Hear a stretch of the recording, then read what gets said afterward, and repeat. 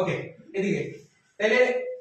interrogative সেন্টেন্সে total 5টা rules আছে কয়টা রুল আছে 5টা তুমি এই 5টা রুল জানলে মোটামুটি সব ইন্টারোগেটিভ সেন্টেন্স তুমি করতে পারো এর বাইরে খুব বেশি আর নাই তাহলে এক নাম্বার সলিউশনে আমরা যাই কি লেখা আছে sir many students are responsible আমরা কি খুঁজবো স্যার অক্সিলারি ভার্ব কি খুঁজবো অক্সিলারি ভার্ব যদি পাই সেটাকে প্রথমে লিখলাম এরপরে দেখবো সেন্টেন্সটা হাবোধক নাকি না যদি হাবোধক হয় তাহলে অক্সিলারি ভার্বগুলো কি লাগাইতাম নট লাগাইতাম আরএন্ট এরপরে স্যার বাকি অংশ কি থাকে many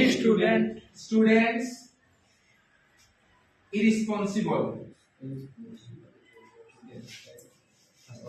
irresponsible to their study লাস্টে প্রশ্নবোধক চিহ্ন গেল একটা পরেরটা sir people like smart education interrogative করতাম সো অক্সিলারি ভার্ব খুঁজবো আসেনি জি না নাই অক্সিলারি ভার্ব না থাকলে তিনটা অক্সিলারি ভার্ব আনা যায় কয়টা অক্সিলারি ভার্ব আনা যায়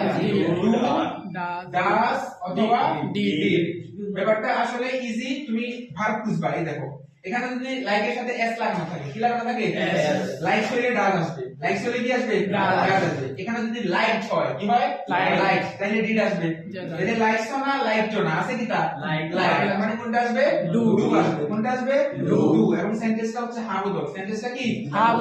হাবোধক হলে ডু এর লগে কি লাগবে নট লাগবে ডোন্ট এরপরে বাকি অংশ লিখো বাকি অংশ কি আছে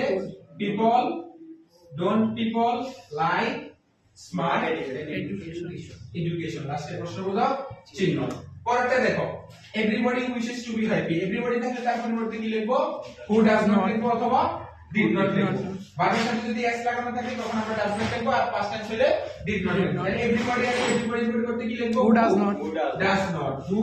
ডাজ নট এরপরে স্যার বাকি অংশ কি আছে যেমন উইশেস আছে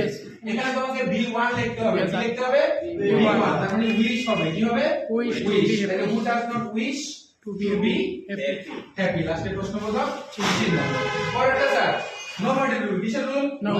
nobody থাকলে তার পরিবর্তে শুধু হু বসাবা কি বসাবা হু এবং তারপরে যা আছে সব লিখে ফেলবা তাহলে nobody আছে প্রথমে কি লিখবো হু এরপরে বাকি যা আছে সব লিখে ফেলবো who wants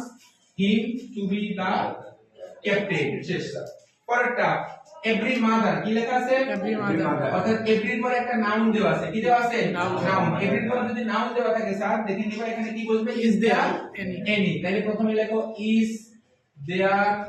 any তারপর লেখো ওই নাউনটা মানে মাদার তাহলে is there any মাদার এরপরে তুমি লেখো who does not তারপরে আগের গুলোর মতো বাকি অংশ কি আছে laughs আর child laughs এর জায়গায় কি লিখবো laughs s টা শুধু উঠে যাবে লাফার child বুঝছো না স্যার জি ওকে চলে